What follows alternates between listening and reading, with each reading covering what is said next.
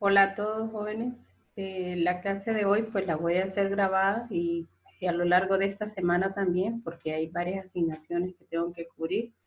En algunos momentos nos vamos a reunir vía esta plataforma Zoom o vía otra plataforma para que podamos hacer la clase como tal, ¿verdad? Bueno, agradezco a todos que estén conectados y vamos a iniciar con la temática de ciencias de la Tierra.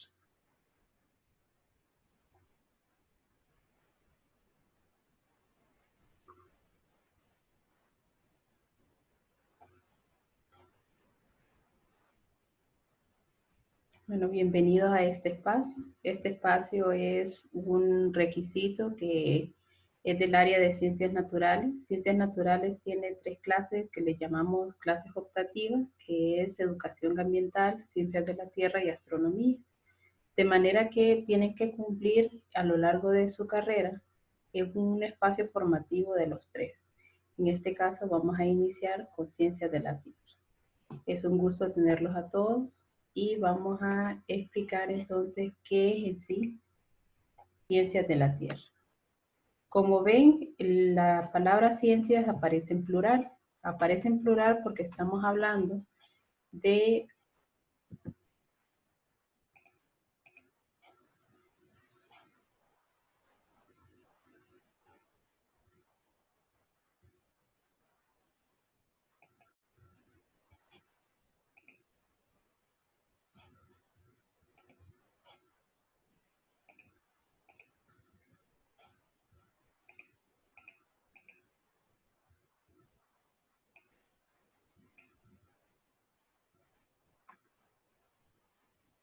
bueno, hola a todos, es un gusto esta clase. Vamos a iniciar con el estudio de ciencias de la Tierra. Como ven ustedes, el término ciencia aparece en plural precisamente porque hablamos de todas las ciencias que van a estudiar en sí nuestro planeta Tierra. La Tierra, como saben, es un espacio muy dinámico y por tanto necesita estudios realmente complejos. Estas ciencias de la Tierra se conocen también como geociencias. La palabra geo, o sea, el término geo, etimológicamente significa tierra y ciencias significa estudio, ¿verdad? En este caso, estas ciencias lo que van a hacer es estudiar toda la estructura, morfología, evolución y dinámica del planeta Tierra. Estas ciencias también son parte de las ciencias planetarias, o sea, toda la parte del estudio de astronomía. Las ciencias planetarias, pues como vemos en la imagen, nos dicen que estudia en los planetas del sistema solar, o sea, que va más allá del estudio de la Tierra. Por tanto, las ciencias de la Tierra están englobadas en la geociencia. Como vieron en el video anteriormente, hablaba sobre los geocientíficos. Los geocientíficos son todas esas personas que van a estudiar precisamente estructura, morfología, evolución y dinámica del planeta Tierra. Aquí les coloco algunas de las ciencias que tenemos en ciencias de la Tierra. La primera es la geofísica, que estudia el planeta desde el punto de vista físico, y no solamente a la parte física o observable que nosotros conocemos, sino que en el aspecto físico de movimiento. Ya sabemos que la Tierra pues tiene ciertos movimientos específicos que hace a lo largo del día y a lo largo del año. Luego tenemos la geología, que posiblemente es la ciencia más conocida, que estudia lo referente a las rocas, el subsuelo, los terremotos, los volcanes y los fósiles. Los geólogos son todos esos científicos que nosotros vemos que andan en yacimientos de rocas diferentes y lo que hacen son estudios de cómo serían las características del suelo o del subsuelo donde se encuentra. De la misma forma, ven ustedes que estudian el comportamiento de la Tierra con respecto a los terremotos, los volcanes y los fósiles. Los fósiles que son aquellos organismos que han pasado años y al final de cuentas se convierten en algo fético, ¿verdad? Dentro de la geografía o a la par de la geografía podemos decir se encuentra la paleontología, que es la ciencia que vemos en la parte de abajo, que estudia los fósiles de plantas y animales. Luego tenemos la meteorología, que estudia la atmósfera y el tiempo. Los meteorólogos son los que se encargan de determinar a cierto punto cómo la atmósfera se está comportando con respecto a las variaciones climáticas. Y luego tenemos la oceanografía, que estudia las olas, los mares, las corrientes, las fosas y la vida marina. Cuando nos referimos a las fosas, son zonas dentro de los océanos que son más profundos de la zona que pertenece a la corteza oceánica. La oceanografía es una ciencia que realmente se relaciona muy bien su nombre con lo que se estudia, ya que la palabra inicial es océano. Dentro de esta ciencia entonces están conformadas otras ciencias específicas de cada área que lo que hacen, decíamos, es estudiar la ciencia y su comportamiento. ¿Por qué es una ciencia? La ciencia está basada en el estudio del método científico. Si algo no se puede explicar a base del método científico, entonces no es una ciencia. En el caso, por ejemplo, de las áreas humanas que decimos, o las clases de humanidades, en el caso de educación física, las mismas clases de lenguaje, español, inglés, todas las clases que llevan lenguaje no son ciencia porque no llevan una explicación científica como tal. La ciencia lleva varios pasos, ¿verdad? Y esos pasos se llaman los pasos del método científico. Aquí solo tengo los más importantes, por así decirlo, ¿verdad? O los globales. El primero, que es la observación. Todos los científicos lo que hacen para querer investigar o conocer una realidad es una observación. Las personas tenemos que hacer observaciones iniciales para saber cómo es algo, de dónde surge, cómo inició, cómo terminará, etcétera, ¿verdad? Una observación permite al científico poder tener una idea clara de qué es lo que está pasando. En el caso de los docentes, por ejemplo, hacemos mucha observación, como en nuestra aula, cómo se comportan los estudiantes, y en ese sentido vamos a ir haciendo investigaciones. El siguiente paso del método científico es la hipótesis. La hipótesis es una suposición que los científicos hacen para establecer cuáles serían las posibles respuestas a las dudas iniciales que se tienen o a la situación problemática. Luego tenemos la experimentación y aquí es donde viene toda la parte de laboratorio y trabajo de campo. La experimentación le permite al científico poder identificar cuáles son las causas reales a partir de la manipulación de situaciones reales, ¿verdad? Luego tenemos la teoría y la ley científica. La teoría es la que se publica y la ley científica es la que queda establecida para que nuevos científicos vuelvan a hacer ese proceso de observación, hipótesis, experimentación para ver si hay mejoras, hay cambios o esas leyes se pueden abolir también. Por tanto, las ciencias de la Tierra pues pertenecen a estas ciencias que necesitan la aplicación de todos los pasos del método científico. Luego tenemos, aquí les coloqué la geología porque esta es la que más vamos a tratar en esta clase. Como vemos ahí, geo significa tierra, logía significa estudio. Dentro de la geología, como les indicaba anteriormente, existen otras ramas específicas. Está la geología física, que estudia los materiales que componen la Tierra, y también los diferentes procesos que actúan debajo y encima de la superficie terrestre. Sabemos nosotros que como el planeta Tierra es un sistema dinámico, dentro de él encontramos una parte a temperaturas completamente altas, ¿verdad? Que en este caso estaríamos hablando del núcleo. Ese núcleo es la parte que permite que se hagan movimientos, en la superficie terrestre. ¿Y a qué se refiere encima de la superficie? Estaríamos hablando de esa capa exterior que tenemos nosotros, que es la que nos permite respirar, o sea, la atmósfera. Luego tenemos la geología histórica. Trata de comprender el origen de la Tierra y la evolución a lo largo del tiempo.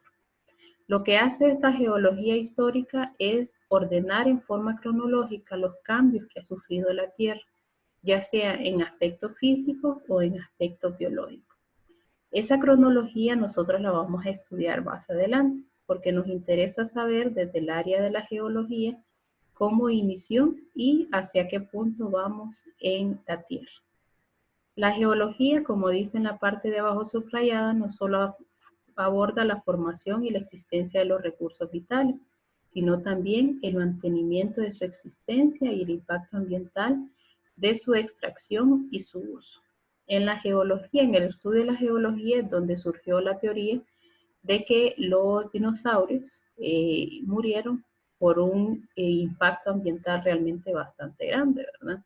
Hay realmente varias teorías, ¿verdad? Podría ser que algunos realmente se enfermaron y empezaron a morir. Otra teoría es sobre los meteoritos que cayeron y empezaron a morir los organismos. O realmente toda la Tierra tiene ese proceso de cerrar ciclos, ¿verdad? Los organismos viven y los organismos mueren y evolucionan en el proceso. Tenemos aquí una reseña histórica de la geología. Iniciamos con uno de los científicos más conocidos por la filosofía, que es Platón, y él decía que las rocas se crearon bajo la influencia de las estrellas. Como sabemos, en aquel tiempo era difícil creer estas situaciones porque decían la Tierra es plana. O sea, por más que una persona camine, sigue caminando en una zona plana. Platón, Aristóteles, muchos filósofos de aquellos tiempos, pseudocientíficos, ellos tenían ideas completamente diferentes. Y por tanto, él decía que en algún momento hubo cambios completamente diferentes en la Tierra, ¿verdad? Los terremotos se producen cuando el aire entraba fuerte en la Tierra. Ellos creían estas situaciones que sabemos que no se dan, pero de alguna forma él fue el que dio inicio a estas preguntas o a estas observaciones para el estudio de la geología. Lo que decía también Platón era que muchos organismos, como vemos en la parte de abajo, un fósil de pez, entonces esos fósiles ya existían. De alguna forma estaban debajo de la Tierra porque eran cuestiones de las estrellas. Luego de eso aparecen en el siglo XVII y en el siglo XVIII, decía que los paisajes de la Tierra habían sido formados inicialmente por catástrofes grandes, y en ese término encontramos un estudio que se llama el catastrofismo. Ese estudio lo que dice es que la Tierra ha estado en cambiantes catástrofes, o sea que a lo largo del tiempo siempre la Tierra se destruye y se vuelve a formar en lo que conocemos. Un ejemplo está en la parte de abajo, que es el diluvio que aparece en la Biblia, ¿verdad? Esa historia pues todos lo conocemos y sabemos que en algún momento la Tierra se inundó de manera que los animales y todos los organismos murieron. En algún momento entonces la Tierra sufrió demasiados cambios y se hizo una nueva Tierra, por así decirlo, ¿verdad? Esas también son parte de las teorías de la geología.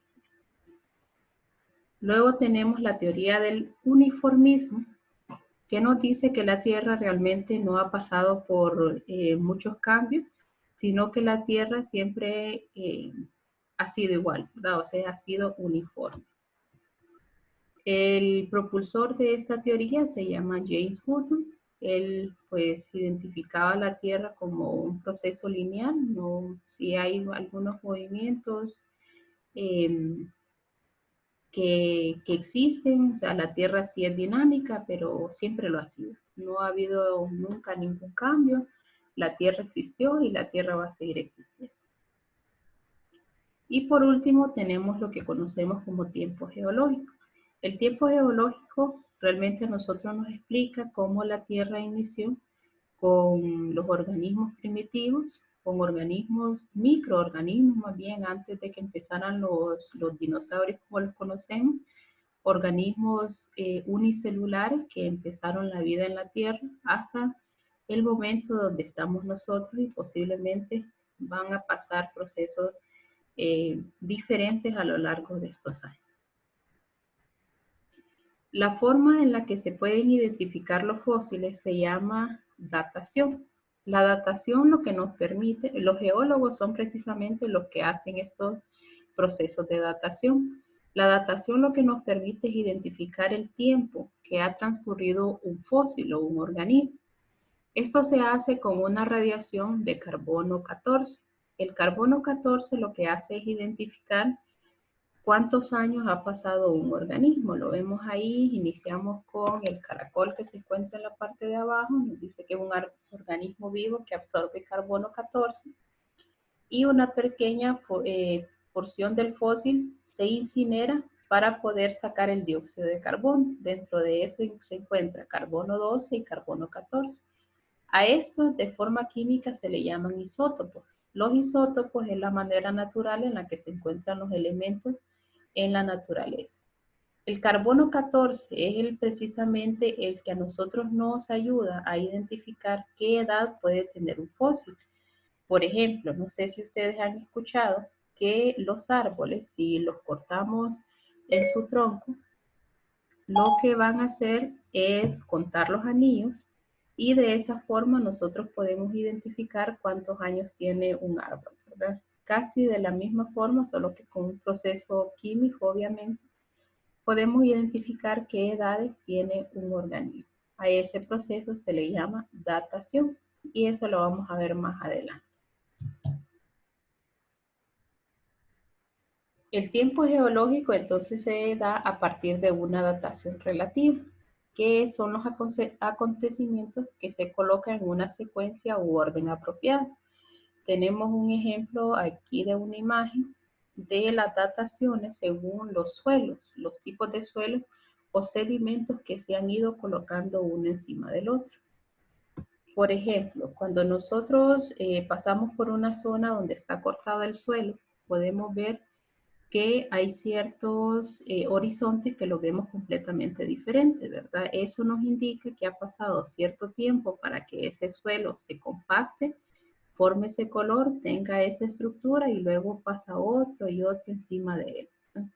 De esa manera también podemos determinar qué edad tiene un suelo, por ejemplo, pero en este caso tenemos la datación a partir de organismos que aparecen en ciertos aspectos, ¿verdad?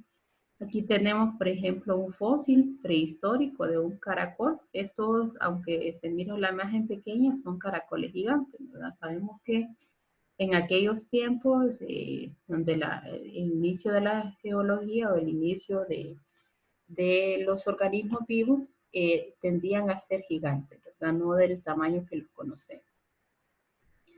Tenemos aquí un ejemplo entonces de ese estudio que vamos a hacer del tiempo geológico y vemos nosotros que el tiempo se divide en eones, en eras, en periodos y en épocas. Esta imagen que está aquí aparece en el libro que vamos a estar trabajando de Ciencias de la Tierra y solo nos habla que si nosotros comprimiéramos la cantidad de años que ha pasado, realmente es es una cantidad mínima de tiempo, ¿verdad? Como nosotros lo conocemos.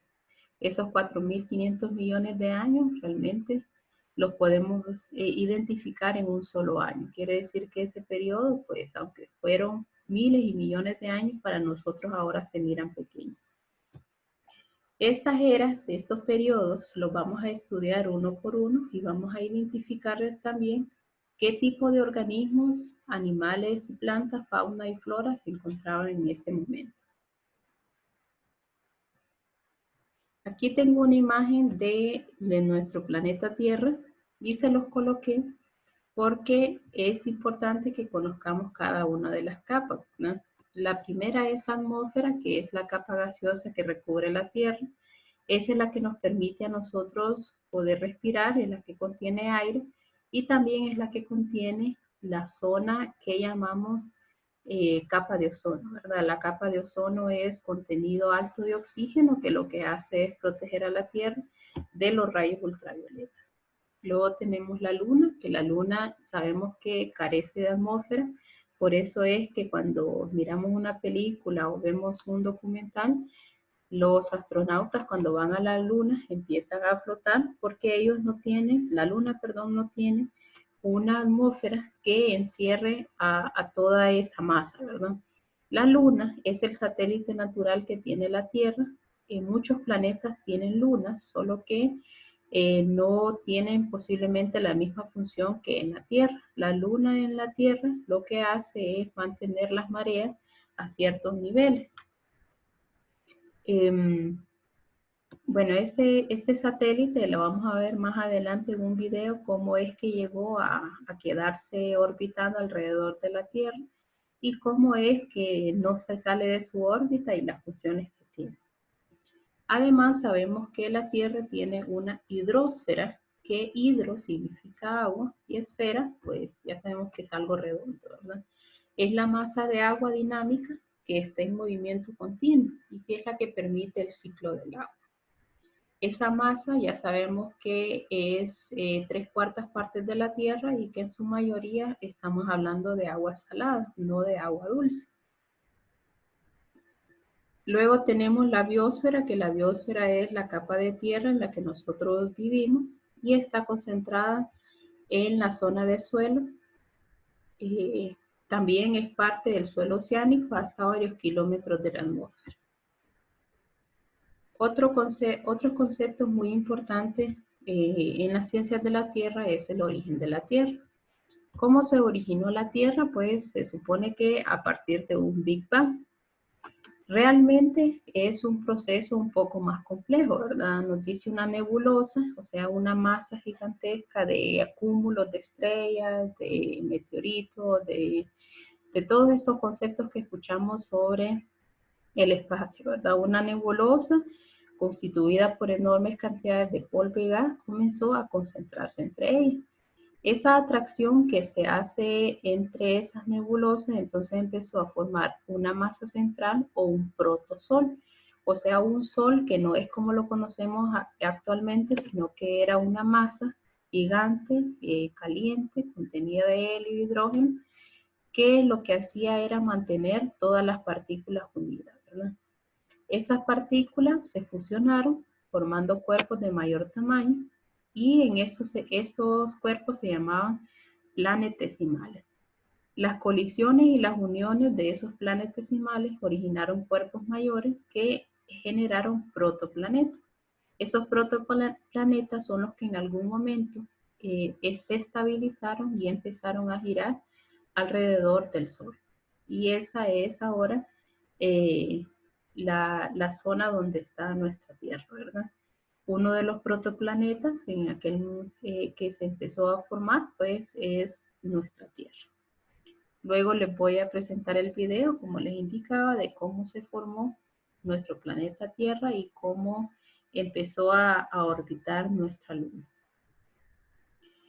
En el estudio de las ciencias de la Tierra, igual vamos a trabajar con las capas de la Tierra. La Tierra tiene varias zonas, aparte de las que ya habíamos visto anteriormente, ¿verdad? La hidrosfera, la atmósfera y la geósfera. La Tierra tiene capas más internas, que se llaman corteza, manto superior, la zona de transición, que realmente también pertenece al manto, el manto inferior, el núcleo exterior, el núcleo interno. Y luego ahí aparece atmósfera de hidrógeno, ¿verdad? Una forma fácil de aprenderse estas capas es que, digamos, la corteza, así como lo vemos en los árboles, por ejemplo, la corteza es la zona más externa, el manto va a ser la zona media, pueden relacionar la palabra M de media con manto para recordarlo, y luego el núcleo, que núcleo ya sabemos que siempre es algo que está en el centro. Esas capas las vamos a estudiar específicamente una por una, sus características más adelante.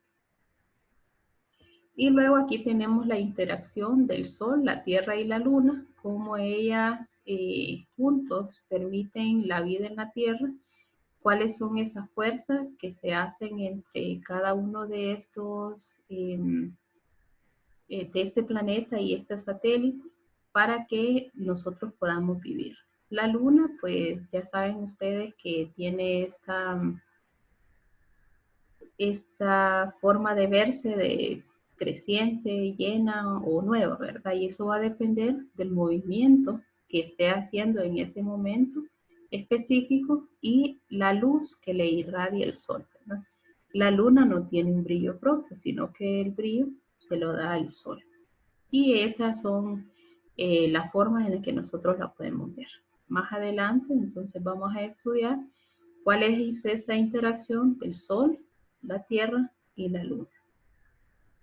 Este momento lo importante es que podamos reconocer cuáles son las ciencias de la Tierra, en qué se basa su estudio, y más adelante vamos a seguir estudiando específicamente cada uno de ellos.